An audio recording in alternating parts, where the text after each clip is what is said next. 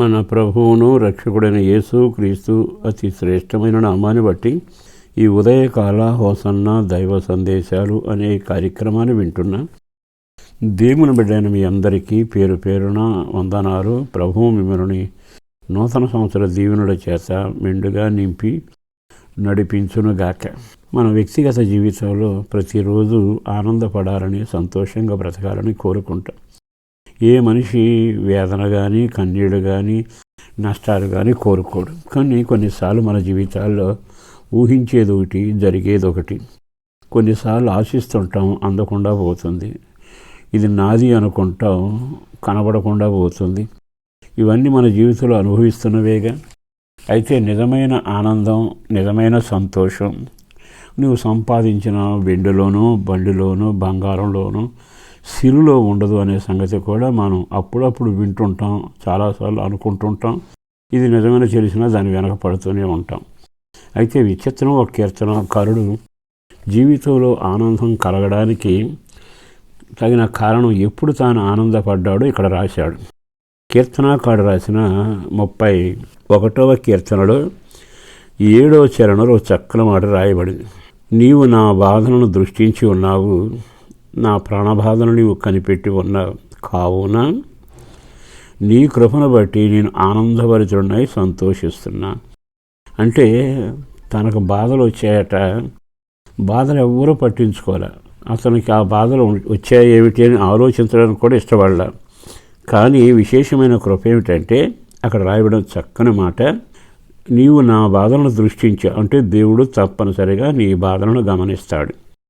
రెండవది, నీ ప్రాణబాధలు ఎలా ఉన్నా కనిపెట్టి, అయ్యో నా పిల్లలు ఈ ప్రాణబాధలో, భయంలో ఉన్నారని గమనించి ఆయనట కృపను మెండుగా అనుగ్రహించాడట.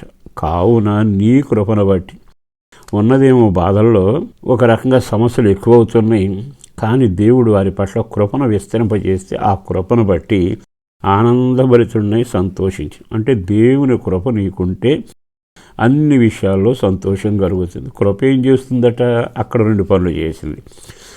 నీవు శత్రువుల చేత నన్ను చెరపెట్టలేదు, విశాల స్థలమును నా పాదమును నిలబెడిచి. 2 పనులు చేశాడట దేవుడు.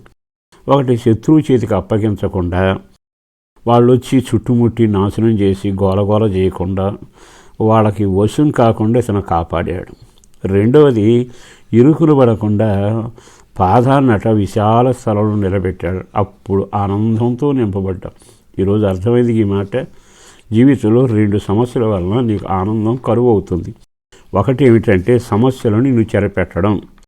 చెరపెట్టిన సమస్యలు వదలకుండా ఒకదాని తర్వాత ఒకటి నిన్ను ఆవరిస్తాయి, గొలుసులాగా బంధిస్తాయి, ఊపిరాడకుండా చేస్తాయి, సంతోషం లేకుండా కొనసాగిస్తాయి.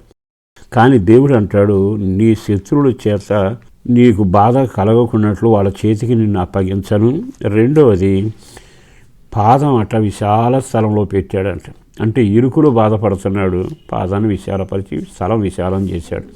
మరి ఈరోజు ఈ మాట విన్నాక, అమ్మయ్య ఇరుకు తొలగిపోయింది, కొంచెం స్వేచ్ఛ వచ్చింది, కొంచెం హాయిగా బ్రతుకుతున్నా అనే మాట అప్పుడప్పుడు వింటాంగా.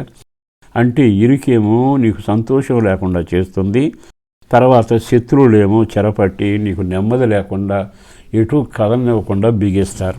ఈ 2 నీకు విడుదలైతే నీకు మేలు కలుగుతుంది, నోటి నుండి నవ్వు కలుగుతుంది. అదే పని అడిగి జరిగింది. మరి ఈ రోజైనా మీరు ఒక పాత సంవత్సరం నుంచి క్రొత్త సంవత్సరం అడుగు పెట్టే కృప ఇచ్చాడుగా. ప్రభు ఈ కార్యం చేస్తున్నాడుగా. ఆయన వైపు తిరిగి, ప్రభువా నీ కృపతో నన్ను కనికరించవా అని అడిగితే కృపా సమృద్ధి కలిగిన వాడు మెండైన కృప నీకు అనుగ్రహిస్తాడు. ఆ కావున నీ కృపను బట్టి నేను ఆనందభరితుడినై సంతోషించి. కృప ఒక్కటే శరణం. ఏ దేవుని దయ ఒక్కటే మనకు ఆశ్రయం. ఈ రోజైనా ఆయన వైపు తిరిగి ఈ మాటలు చెప్పి, నీ కృపను బట్టి నన్ను ఆనందభరితుడిగాను సంతోషంగా చేయవా అంటే, ఎప్పుడైతే నువ్వు మొరపెడతావో విన్న దేవుడు ఈ 2 తప్పించి నీ బాధ మీద దృష్టి నిలిపి నీకు సంతోషాన్ని కలుగ చేయునుగాక. అట్టి కృప ఈ రోజు నుంచి ప్రభువు నీకు అనుగ్రహించి నడిపించబోతున్నాడు. దేవుని హస్తం మీకు తోడయ్యుండునుగాక. పరిశుద్ధుడును ప్రేమామడిన ప్రభు వందనాలయ. అపారమైన నీ ప్రేమను బట్టి ధన్యవాదాలు. రెక్కల నెడలో భద్రపరిచి క్షేమాన్ని కలుగచేయండి. సంతోషం, సమాధానం, బిడల క్షేమం, ఇంటి అవసరాలు తీర్చబడాలి, నూతన మార్గంలో నడిపించబడాలి. నూతన సంవత్సరం కంటే జీవితం మారి ఆనందంతో నడవడానికి కృప దయచేసి మేలు చేయండి. రక్షణ భాగ్యం కలుగొచ్చేయండి. అడిగిన దానికన్నా ఊహించిన దానికన్నా గొప్ప కార్యాలు చేసి కుటుంబ సభ్యులందరినీ తృప్తిపరచండి. యేసు పేరట వేడుతున్నాం తండ్రి, ఆమేన్.